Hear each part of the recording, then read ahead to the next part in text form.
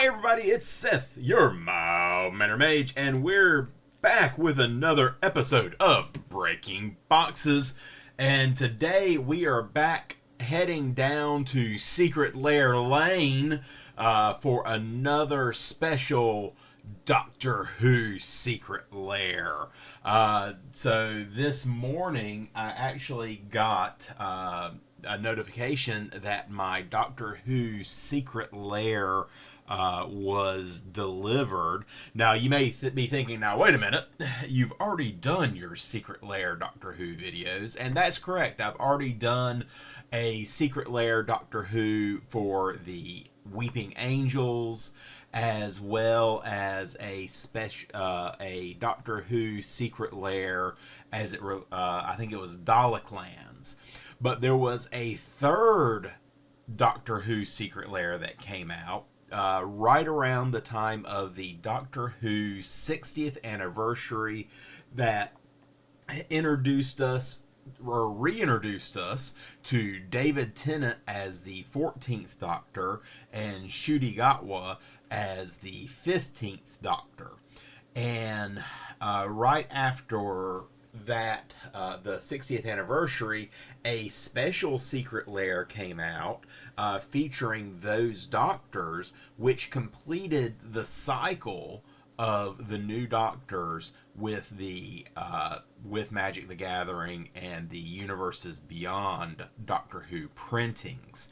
So today I got in the mail that Secret Lair, and we are going to unbox that for you today. Now, it is not this box. This is actually the Dalek Land box, but I wanted to put it here as, you know, that was, I just thought, a good prop to have. And my chair is actually stuck on something, and I cannot roll. Okay, there we go. And so here is the actual box that I got today in the mail. So let's get into it. All right, here we go.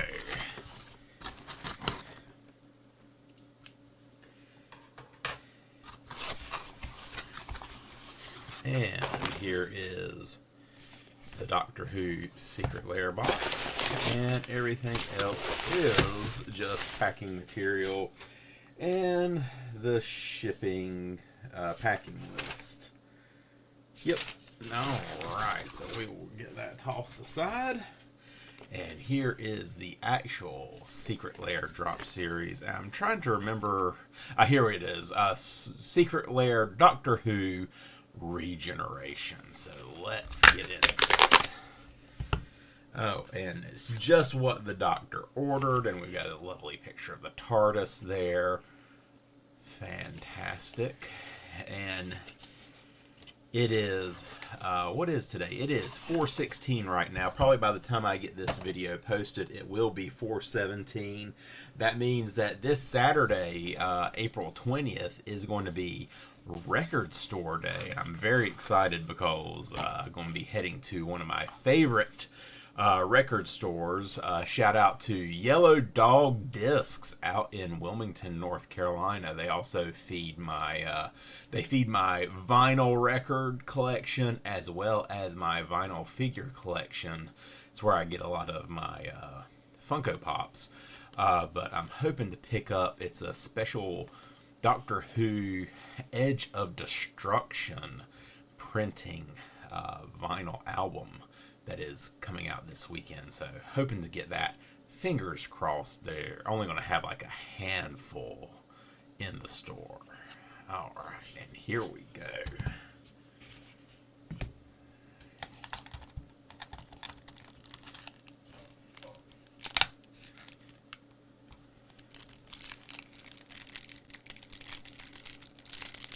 Get into these. I'm always nervous about trying to get into these cards. There we go. Just because of the little plastic wrap that they put around it. Yeah, I always feel like I'm going to damage the cards. Okay, so first up, we have Rose Noble. Blue and a 3.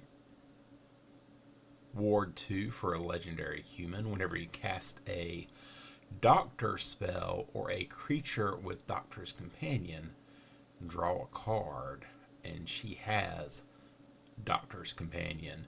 The daughter of a time traveler ready for adventure on her own.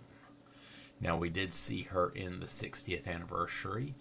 She is the daughter of Donna Noble, and named for Ten's original companion, Rose.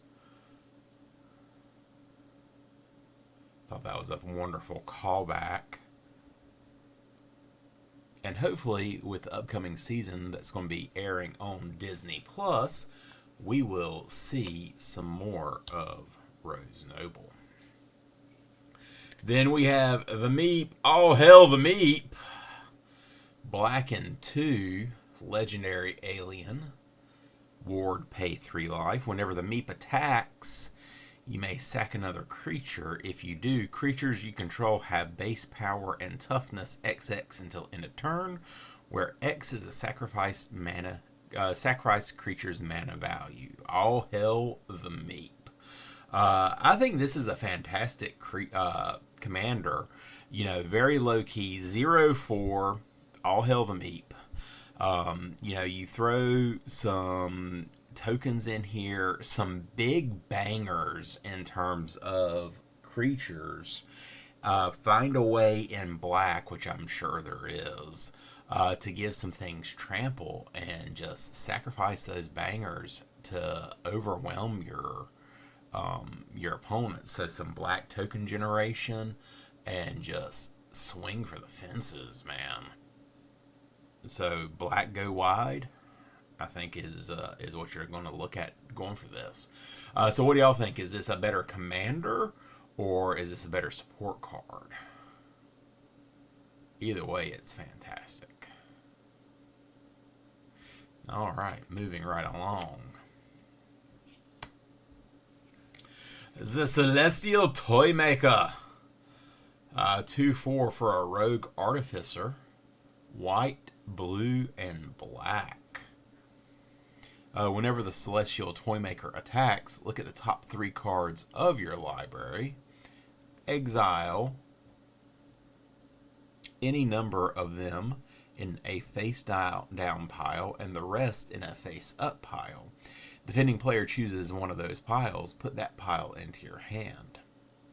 At the beginning of each end step, each opponent loses 2 life for each spell or ability that caused one or more players to guess or to group cards or permanents into a pile this turn. So,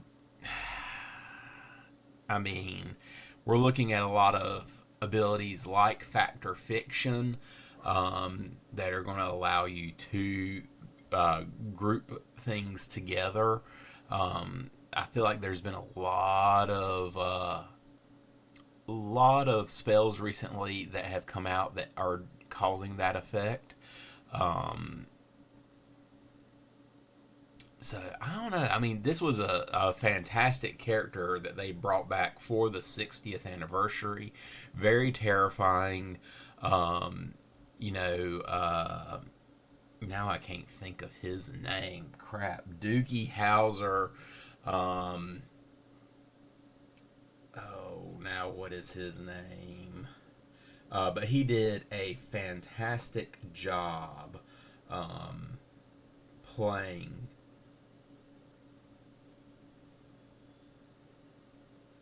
the Toymaker. Neil Patrick Harris did a fantastic job. Very good villain for the introduction of the 15th Doctor, played by Shudigatwa. I think this could make a very interesting commander deck. Lots of interesting interactions that you could have. Lots of games that you can play. And we know that the Celestial Toymaker loves to play his games. All right. So those are the supporting casts. Now to the main event. We've got the 14th Doctor, Legendary Time Lord. Red, green, red or green, white, and blue. Whenever you cast this spell, reveal the top 14 cards of your library. Put all Doctor cards revealed this way into your graveyard and the rest on the bottom of your library in a random order. You may have the 14th Doctor enter the battlefield as a copy of a Doctor card in your graveyard that was put there from your library this turn. If you do, it gains haste until the end of turn. Excuse me. So looking at ways to bounce this, return it to your hand, recast it, reveal the top 14 to put Doctors into the graveyard. So you're trying to get all the abilities that you can for the Doctor. Looking for shuffle effects to put the Doctors back in. Make everything a Doctor. There's Maskwood Nexus that you can put in your deck. Make all your creatures in your deck a Doctor, a Time Lord Doctor, and then you get all the abilities. So I think there's a lot of potential with the 14th Doctor. And then finally, the newest Doctor, the 15th Doctor. Whenever the 15th Doctor enters the battlefield or attacks, mill 3 cards. You may put an artifact card with mana value 2 or 3 from among them into your hand.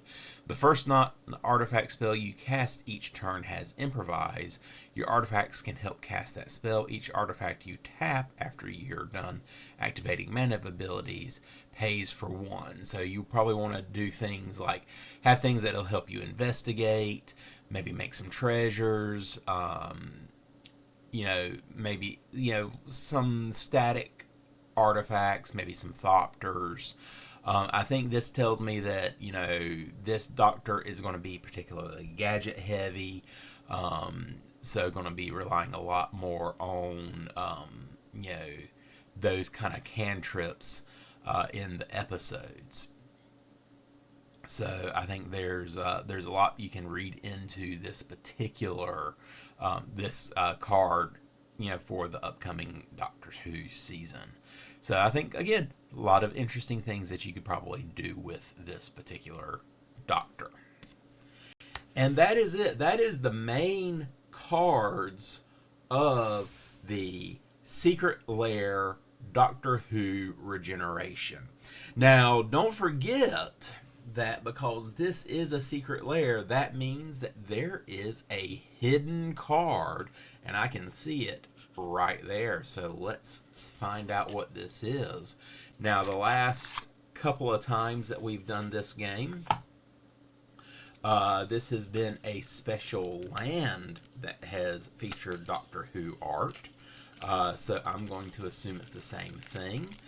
So a special Doctor Who printing of of a land, and maybe featuring some Daleks, or maybe another Doctor Who villain.